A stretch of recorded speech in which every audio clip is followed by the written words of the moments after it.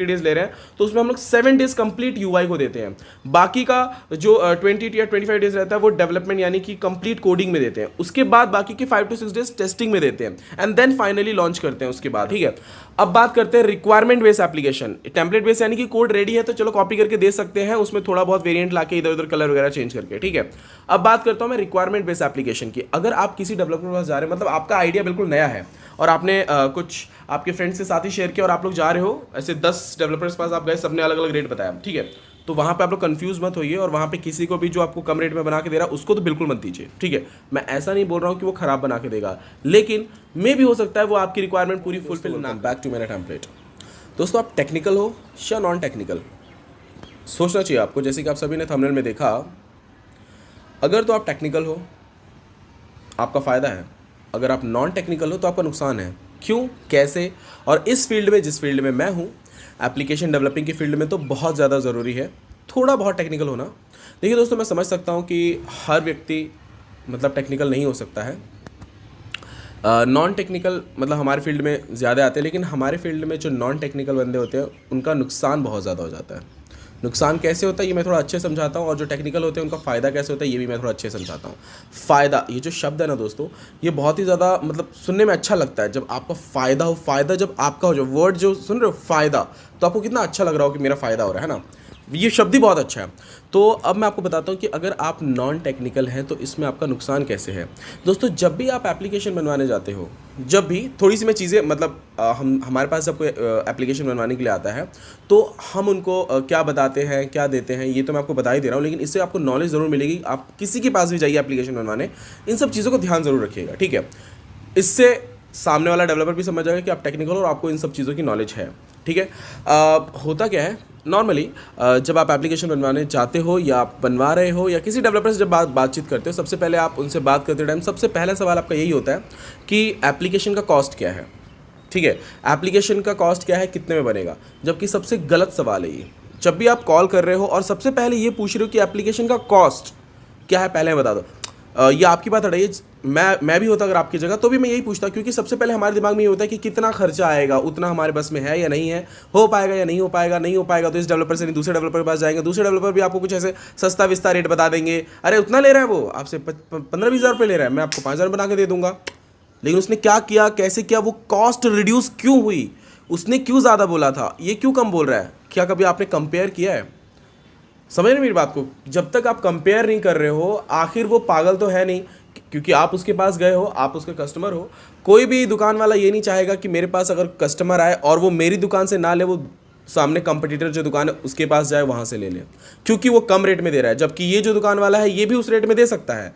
तो आखिर क्यों ये दुकान वाला नहीं देता है सेम रेट में, या फिर उस रेट में क्यों नहीं देता है, ये आपने कभी सोचा है? या फिर आप अभी मार्केट में ऐसे बहुत सारे डेवलपर्स हैं, मैं इंक्लूडिंग मैं भी बोल रहा हूँ कि मेरे को भी इंक्लूड करके देखा जाए तो ऐसे मतलब यूट्यूबर्स तो बहुत सारे हैं।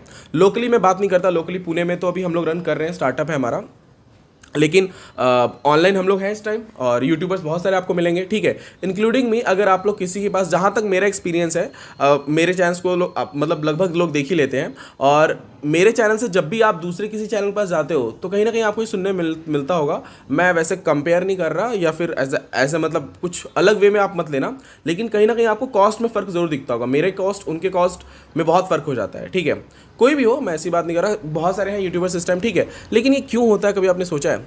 यूट्यूब की बात हटाई जाए, अगर आप ऑफलाइन भी अगर जाते हो, ऑफलाइन भी अगर आप डेवलपर्स फाइंड करते हो, या फिर आपने जस्ट डायल पे कॉल किया एंड आपको 10 नंबर मिल गए, 10 की तरफ से कॉल आए, 10 के अलग अलग रेट होंगे। कोई 50 लेगा, कोई 1 लाख लेगा, कोई 1.5 लाख लेगा, कोई 2 लाख लेगा, कोई आपको 25 लेके बोलेगा मैं बना के दे दूंगा।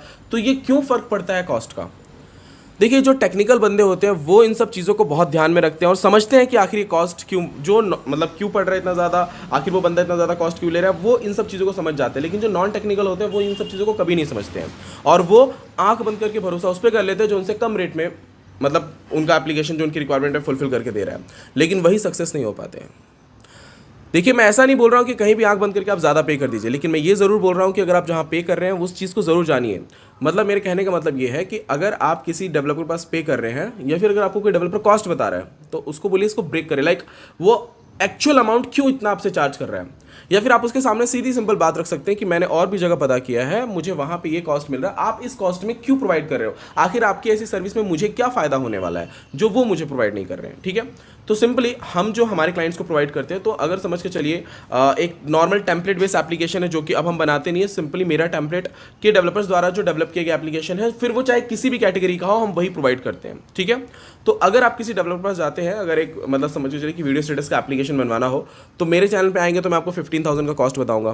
15,000 में कॉस्ट इसलिए बताता हूँ क्योंकि मेरे पास कोड रेडी है, मैं कोड का अराउंड अगर मैं चार्ज भी करूँ तो 3 to 4,000 में कोड का चार्ज कर लेता हूँ। ठीक है, 4,000 मान के चलते हैं, क्योंकि उस कोड में मेरा इन्वेस्टमेंट लगा है अराउंड 2 लाख 2.5 लाख का। हम लोग हर टाइम अपडेट भी उसमें कुछ लाते ही रहते हैं। ठीक है, अभी मेरा जो नया वीडियो स्टेटस का कोड आने वाला है उसके ऊपर मैंने ऑलरेडी वीडियो डाल रखा है, आप चाहो तो देख सकते हो, एंड आने वाले कुछ 2 या 3 दिनों में मैं उसके ऊपर कंप्लीट वीडियो भी डालने वाला हूँ। ठीक है, तो 15,000 में से 4,000 समझ के चले मैंने कोड का चार्ज ले लिया आपसे, और कुछ सर्वर का उसमें कॉस्ट रहता है। ठीक है, प्ले कंसोल का 2,000 चार्ज रहता है, हमारा डेवलप करने का चार्ज रहता है। ठीक है, इस तरह करके डिवाइड, मतलब यही 4 चीज़ें होती हैं। एक तो कोड का चार्ज, वैसे मैं टेम्पलेट बेस की बात कर रहा हूँ, रिक्वायरमेंट बेस में ये सारी चीज़ें अलग वे में होती हैं। ठीक है, फर्स्ट टेम्पलेट बेस का चार्ज हो गया, सेकंड सर्वर का, थर्ड कंसोल अकाउंट का, फोर्थ डेवलपमेंट चार्ज। इस 4 डिवाइड में अब वो डेवलपर किस तरीके से इन सब में कैसे कैसे पार्टीशन करके आपसे चार्ज दे रहा है, आप चाहो तो यहाँ पे बार्गेनिंग कर सकते हो उनके साथ और पैसे कम भी करवा सकते हो। ठीक है, तो यहाँ पे आपका फायदा हो गया, यहाँ पे आपका फायदा हो गया। ठीक है, अब बात करते हैं requirement base application. Template base यानी कि कोड रेडी है तो चलो कॉपी करके दे सकते हैं, उसमें थोड़ा बहुत वेरिएंट लाके इधर उधर कलर वगैरह चेंज करके। ठीक है,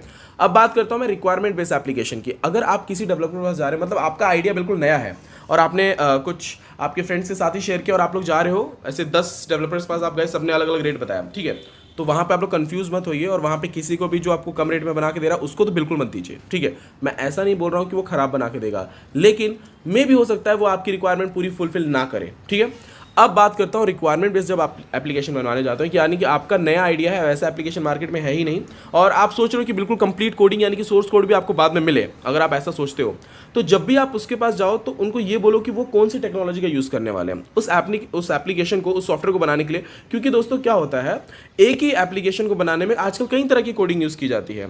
ठीक है, अगर समझ चलिए कि अगर एक ग्रोसरी ऐप बनाना है, वो एंड्रॉइड स्टूडियो पे बन सकता है, फ्लटर पे भी बनाया जा सकता है। ठीक है, मतलब कोडिंग अलग अलग तरीके की भी यूज़ की जा सकती है। बैकएंड के लिए PHP यूज़ हो रहा है या फिर वर्डप्रेस का बैकएंड यूज़ हो रहा है, ये सारी चीज़ें आप लोग पहले समझिए।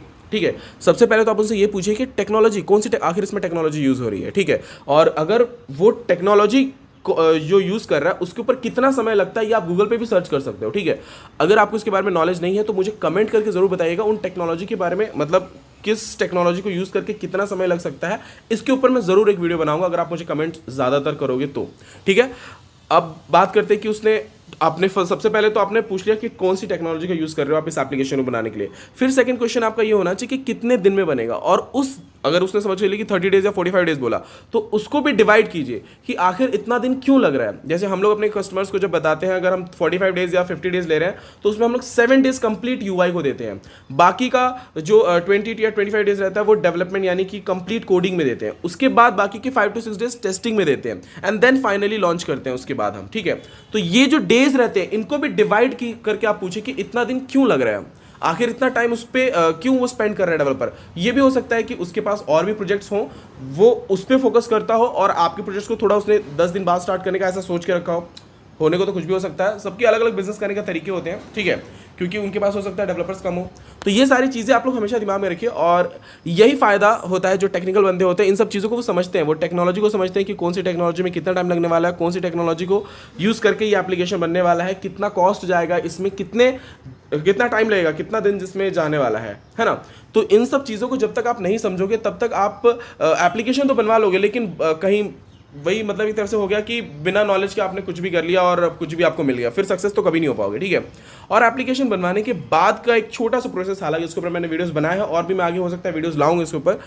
एप्लीकेशन बनाना दोस्तों ये 20 या 25% आजकल, बस इतना ही, मतलब आप अगर कुछ दिमाग में सोचते हो कि आपको लाइफ में आगे बढ़ना है और एप्लीकेशन के थ्रू अगर आप सोच रहे हो अभी की दुनिया में, तो 100% में से एप्लीकेशन बनवा लेना या बनाना ये एक 25% का काम हो गया। बाकी का 75% दोस्तों बहुत इंपॉर्टेंट रहता है। एप्लीकेशन बना लिया, आजकल वो कोई भी बना सकता है। ठीक है, 25% आपको काम कंप्लीट हो गया। उसके बाद स्टेप्स आते हैं बहुत हार्ड। फर्स्ट प्रमोशन, सेकंड आपकी यूजर्स को एक्टिव रखना है। ठीक है। उसके बाद में जो यूजर्स हैं वो आपके एप्लीकेशन से किसी दूसरे एप्लीकेशन पे माइग्रेट ना हो जाए, इसका भी ध्यान रखना। ऑफर्स कैसे आप अपने यूजर्स को दे सकते हो, कैसे उनसे यूज करवा सकते हो, दोस्तों बहुत लंबा प्रोसेस है ये। अगर आप लोग इन सभी चीज़ों के बारे में नॉलेज लेना चाहते हो तो मुझे कमेंट करके जरूर बताइएगा, मैं एक एक वीडियो स्टेप बाय स्टेप बना के आपको बता सकता हूं, ताकि अगली बार कभी आप एप्लीकेशन बनाएं तो इन सब चीज़ों का ध्यान रखें और नेक्स्ट टाइम कभी भी आप कहीं भी बिना सोचे समझे पैसा ना दे दें। देखो दोस्तों, आप लोग मेरे सब्सक्राइबर हो, आप लोग का पैसे की वैल्यू मैं भी समझता हूं, इवन मैं खुद भी कुछ अर्न करता हूं, तो क्योंकि मैं जिस लेवल से आप आया हूं, मैं दोस्तों बहुत ही डाउन लेवल से मैं एक्चुअली आप आया हूं। यू कांट बिलीव, मैं कभी ऐसा वीडियो में जरूर बताऊंगा कि मैंने कहां से कैसे स्टार्ट किया था। अगर आप लोगों का प्यार रहा तो मैं जरूर एक नेक्स्ट अच्छा सा वीडियो बना के आप लोगों को दिखाऊंगा।